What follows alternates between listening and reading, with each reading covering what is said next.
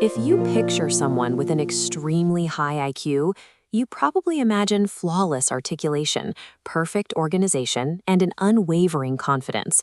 The kind of person who walks into a room, never second-guesses themselves, and instantly knows exactly what to do. The reality of scoring in the top fraction of a percent on cognitive testing looks very different.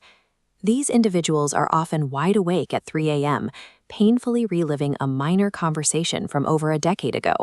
They constantly misplace their belongings, and many spend an exhausting amount of time convinced they are complete frauds. Why does the lived experience of extreme intelligence look and feel so remarkably like chaos rather than calm mastery? High intelligence is an active, high-capacity cognitive engine.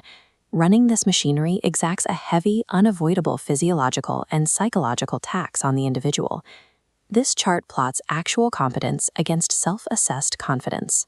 As the line for actual competence moves higher along the x-axis, the line for confidence actually dips downward.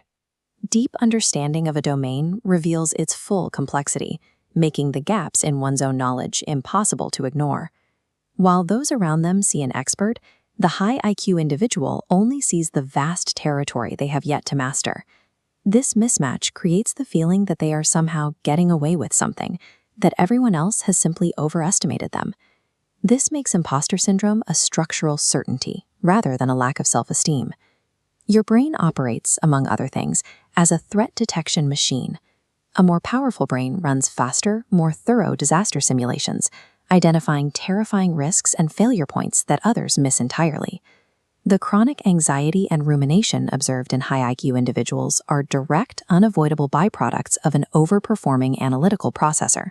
This diagram represents a cognitive processing funnel being rapidly filled to capacity by multiple incoming streams of raw environmental data. The exact same analytical engine that models complex data also processes environmental stimuli deeply. In busy spaces like a crowded restaurant, that sensory bandwidth gets completely overwhelmed. To manage this staggering load, the brain must aggressively prioritize what information it retains and what it discards. The brain prioritizes complex, abstract thought over low-stakes information. It rejects repetitive data.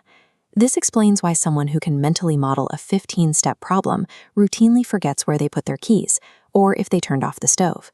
This everyday forgetfulness is a direct consequence of the brain strictly rationing its cognitive resources. When these individuals talk to themselves out loud, they are engaging in private speech. This functions as a crucial tool for cognitive self-regulation, helping the brain move complex thoughts from abstract internal loops into a tangible, linear verbal flow that is easier to process. They also tend to use highly expressive vocabulary, including swearing.